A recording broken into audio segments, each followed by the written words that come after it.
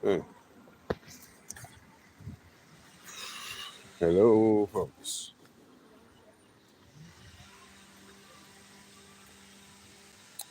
Yeah, well, I'm supposed to be super excited. I was just rehearsing some lines for an upcoming, we call it internet commercial thing for a service. Anyway, not relevant at all to today's topic. What I'm talking about is the very exciting new massive Bitcoin weekly price predictions. Whoa, what'd you say? Price predictions? Yes.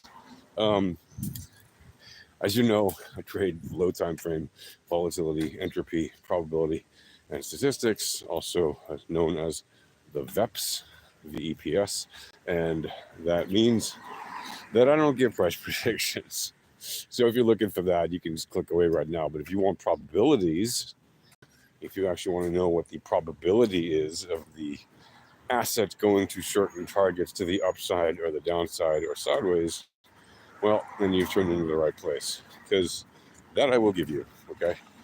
If you look at the new weekly time frame of Bitcoin, you will see very clearly that currently there's a bunch of interesting things happening with the volatility and the entropy and the probabilities and the statistics.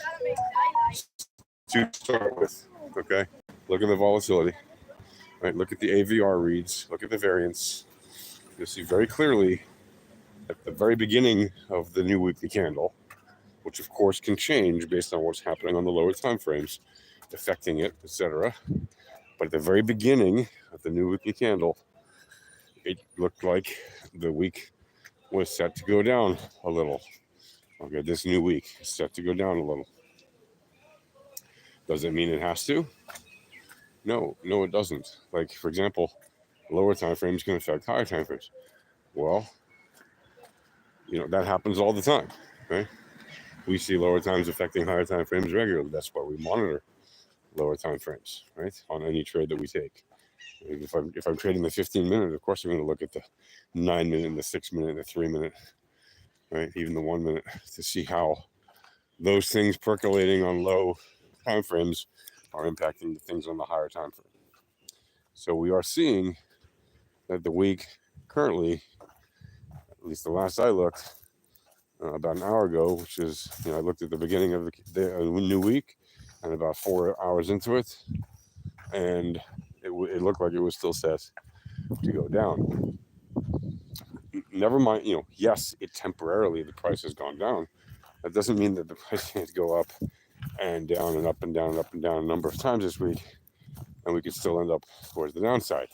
But the prediction models that we have, all right, the direction predictor, for example, of the reverse mean log returns, like the one that's built into that, or the direction predictor that's built into the entropy indicator, they're actually separate indicators, right? The direction predictors are separate indicators from the indicators that they appear in. Okay, meaning the direction predictor that's in the RMLR has nothing to do with the RMLR. It's a separate indicator, and that one is looking to the downside, and so is the one that's in the entropy indicator. Okay, again, it's a separate indicator from the entropy indicator. It's just built into it, so for ease of use, you can see it in action right there. And there's various models of it, and they're usually pretty accurate, right? Even if they're off, sometimes they can be off by a candle.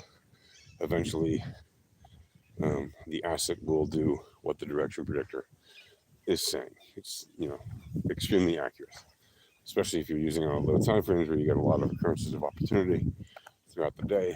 You can see very nicely just how accurate it is throughout any given day. It's quite powerful stuff, and also on higher time frames, it's very accurate.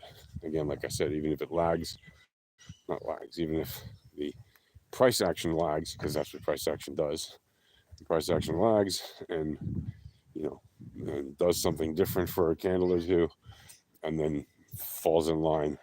It's similar to how price action falls in line with returns. Right? Price action lags. Right? Price action by itself is lagging information.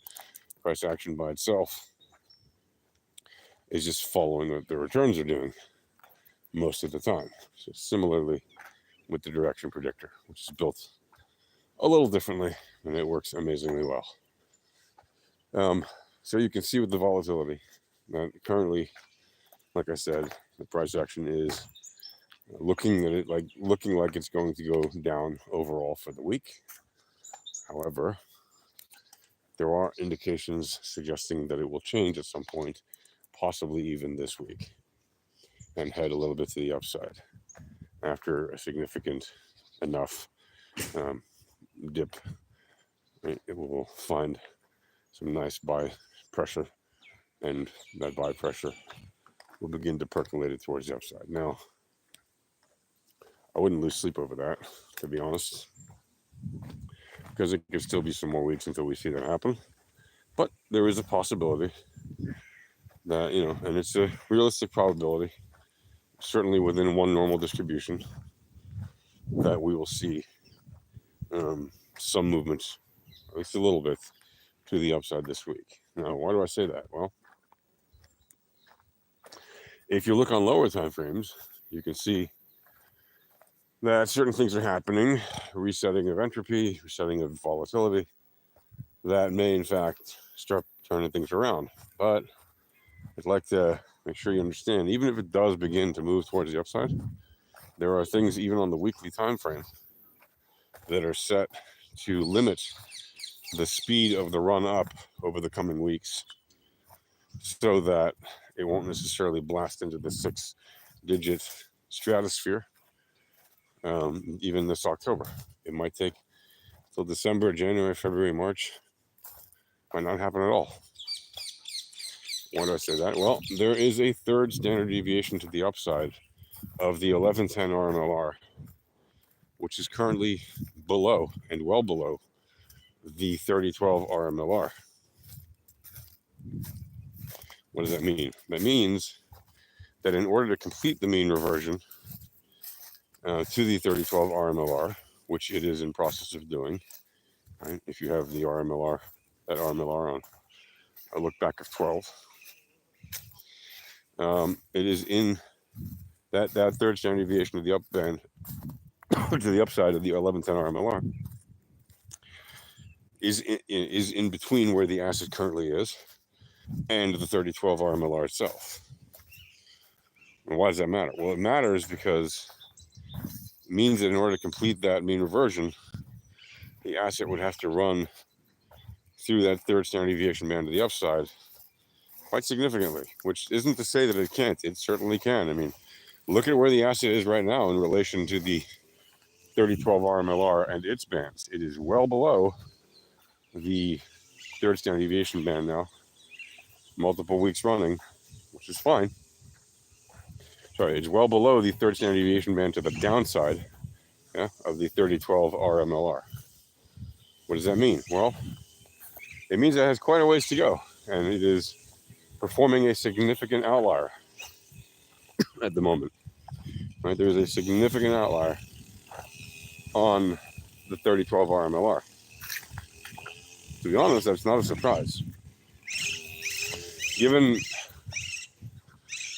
what is happening, right, with the mean of returns, given what is happening with the volatility and the entropy, and quite literally the entropy of the actual asset, right? There is actually a decreasing amount of entropy happening on the asset. What do I mean by that? I mean, as the coin becomes more and more centralized, and it's already very centralized, right? The top 12 holders own more than a quarter of all the Bitcoin. Top 13 even more if you include Satoshi, whose assets are essentially inaccessible forever.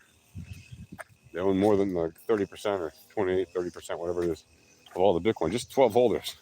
And 13,500 holders own more than 91%.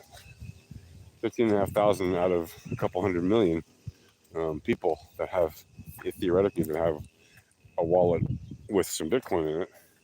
13,500 is basically negligible. Okay, 13,500 out of 200 million is nothing. They're not even the top 1%. They're the top, 0.00 whatever 1%. And it's very, very small. So those 13,500 people have successfully reduced the entropy of Bitcoin, right? The dispersion of that energy in the space. If Bitcoin is an energy play, and in many ways it is, those 13,500 people, or wallet holders or whatever, have successfully managed to reduce the diffusion of the asset in the space. Hello. Hi again. Have a good one. So they've reduced the amount of diffusion, right, distribution of Bitcoin to the point where it is really not decentralized at all. Pardon me, I had to do that. It was kind of gross. Anyway, so will Bitcoin be decentralized again? Probably not. It will probably be fairly centralized in the hands of those 13,500. Maybe one day it'll be 20,000 people who own the 91%, but it'll probably never be a statistically significant amount of people that actually own significant quantities of Bitcoin. Now, most of it's in the hands of big whales, and the biggest whales are the ones buying the most. We just saw another announcement, I don't know if it was real or not, of like Michael Saylor or his company, MicroStrategy, announcing that they were going to buy another, whatever it was, 800, 900 billion dollars worth of Bitcoin again, which, should not be to the delight of anybody who's trying to amass any Bitcoin. Because every time these guys do that, they really just make it harder for you to get any, right? If you're not a billionaire already, or a multi-millionaire who can afford to just buy as much as you want. So that isn't to trash big wallet holders, obviously. I mean, I certainly have no problem with that fact that they're big wallet holders. It's perfectly fine. But it does remove decentralization of the actual asset as one of the leading key features of Bitcoin, right? Compared to like Litecoin, where it's still mostly decentralized in its ownership. Now, again, the targets to the upside and the downside. If you look at the loss probabilities, if you look at the normal distribution probabilities on the weekly, you can see there's some very juicy targets going up and down. If you look at lower time frames, you'll see there are obviously many more along the way that can easily be hit. We are going to see this week probably some very good action, so to speak, today, because it is Monday and it is the beginning of the traditional trading week. So we should see more